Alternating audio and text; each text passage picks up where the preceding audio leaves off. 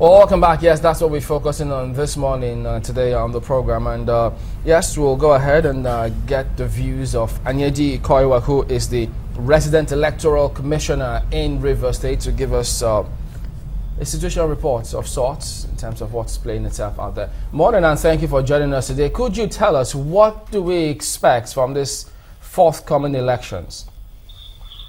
Yeah, welcome. The elections, and as you said, we are preparing, and the introduction is on. We have concluded some aspects, and we have a timeline, that we are working on. We are meeting up with our timeline. By today, we are expecting the sensitive materials. That means we have deployed all our non-sensitive materials to the local government. We have concluded training of SBOs. Today we will conclude the training of BOs. And tomorrow we will conclude that of the COs and that's collation officers and returning officers. So we are in line. We are really on the game. Well, could you give us a sense of what security situation is there? Because I mean, we see several comments hear several comments being made by security officials on a regular basis almost. Well, the security situation, we are appealing to people, and we are also talking with the security agencies. There is this interagency committee on election security, which we are meeting, and we are meeting today from club with the CP and all security chiefs in this place. We have been doing this to review the security situation and so on. Us is to appeal for the security to work with us.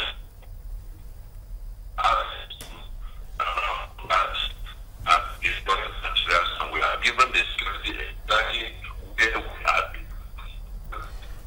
All right, Mr. Koiwa, you're coming in broken, but we'll have to try and reconnect and get you back on. We do hope that you just hang on a minute, such that let's see if it's clear. Now, can you hear me?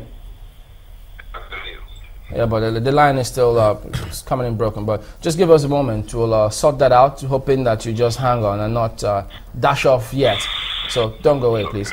But let's get Mr. Chiman Naji in. He joins us here as well. He's a public affairs analyst, also a legal practitioner. Thank you for coming on this morning. Thank you. Good morning. We've seen the build-up to this elections, and it's not governorship election. It's rerun election in the States. Are you taken aback by the kind of things you see and hear? How can I? Am I not a resident of this country? And particularly when you look at the desperation of politicians, I don't think there is any other. Some of them have contributed in killing the industries. And so the only viable industry in Nigeria is politics.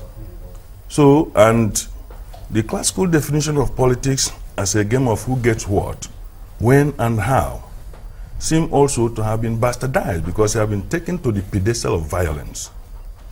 The electoral process or the ballot box had always been said to be the most painless killer. You lick your wound. But now you find that people displace their aggression on ordinary innocent voters, either to coerce them or cajole them, or by whatever contrivance to make them go their way. And where they don't seem to be getting through, they carry the box. It's like when you don't have lunch, then everybody will starve. So I cannot be surprised that what is happening is happening. And we have always advocated that we should take the conversation a little bit higher than getting fixated on all the tensions and all that. Let us organize the environment so that there will be an operant respondent's relationship, whereby, if, for example, let me give you an instance of operant respondent. If I make the environment conducive, you stay longer in my house. If I decide to turn off the generator and my sitting room is very hot, you will know that it is time to change location. I didn't say you should go. So you are responding to the environment. So why don't we now, at this particular material point in time, in the history of this country, go electronic full blast, because some people have held us hostage and they want to liquidate everybody who have the right to vote. And who would they be governing? So if we go electronic, we have seen it. Can we avoid this scenario? Let me tell you, Chamberlain, look at the telecoms. You no longer have problem with the telecommunications company as to issue of billing. You pay as you use. In those days of Nitel, you will tell people how you saw them in the dream and how they were fighting and how they were making merry. And after spending 3 hours talking inanities, and the bills come after the end of the month, you begin to contest it. When did I make the call? You understand? But now it is, as you do it, you see it. And now people say, my credit is low. Please call me back. Or, how is the family? So you now modulate how you use your credit. Well, so let the situation be organized so that we will respond appropriately. ATM, if it were to dispense cash more than what you have in your account, the banks would have gone bankrupt. Well, we've got Mr. Anyedi Koiwa back on the line, so let's thank you for staying there. But could you just go ahead and give us, has INEC met with political parties involved or that will be involved in this election? Yes. All the candidates might involved in this election and told them exactly what we intend to do and what apart from that, the security meeting we had with which is chaired by the CD. Mr. Koiwa, I'm afraid for some reason this is not clear enough today, and well, just apologies, but just hang on. This kind of thing happens, but we'll check that again and see. This is part of the challenge at all. Well, of course. Even if you have all the credit in the world, if it's not that clear for you. Well, the only good thing is that there are many networks, even though sometimes they are like operating in cahoots with the other. So if you try the other one is sending the same thing, either that the technology that we have here is not the superlative ones. But does the presence of police or presence of security, because we understand the army will be there too, does it make it conducive for those who will go ahead and vote? It is not conducive, and it is not necessarily a deterrent for those who also want to commit mayhem, because we have seen desperation, in politics. If somebody, if you see a goat that is determined to eat yam that is boiling, it will go there. It knows that that thing coming out is smoke, and that thing is under a very high level of temperature. But it takes down gamble, and it disrupts the boiling of that yam, nevertheless. So the fact that you have thousands of security agencies may not necessarily, for those who are determined to cause mayhem, and all it takes is one finger to spoil the broth. One finger. Or one man to pour sand on the oba. Then those who have been nursing stoning will proceed. What is it we're not getting here? Because we've been down this road before. Every time we move towards elections, be it general or rerun, we always talk about a violence-free poll. And sometimes we look at events leading up to that election, which we're also trying to highlight here concerning the coming election rerun in Rivers State. The vibe and actions and words from politicians, it goes back, because if we say we shouldn't have been seen, we shouldn't have expected to see soldiers come into the fray, but you have to put that side by side with what has been happening in this state in question. Are we getting something wrong about the value of what electoral process is? Very much so. Very, very wrong conception of what election and power is about. Because of the lucre of office, so many people no longer think about any consequences. Their fixation is on what they will get. And those people who believe that it's only the man who carries the palm front that the goats will follow, they will kill up and even do violence in his name when he had not instigated one. Just to make sure, because they have their own agenda subsumed in the main agenda of the candidate or the powers that be within that particular political jurisdiction. So, it is not necessarily all the political gladiators that unleash the mayhem. It is that, particularly like in the angle of South-South, where there have been some skirmishes with some militants and so on, it's job for the boys. And people will take positions. Okay? Now, if they look at the more pliable candidate, they seem to, ally with that particular candidate and unleash mayhem to ensure that the other one does not come in.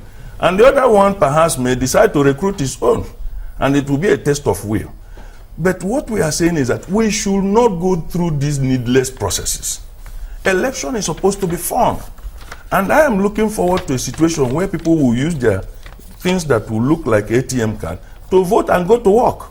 You don't need to spend all this money and lives. You understand? People should look forward to election when the people will matter. And the people should work hard to ensure, because if we allow a lot of people in the assembly, they are the politicians, they will not allow good governance and good electoral process to emerge. They will kill it. But the people, look at what happened at the bill yesterday. The thing just died, and the people who spoke are well known in Nigeria as those proponents of violation of women's rights.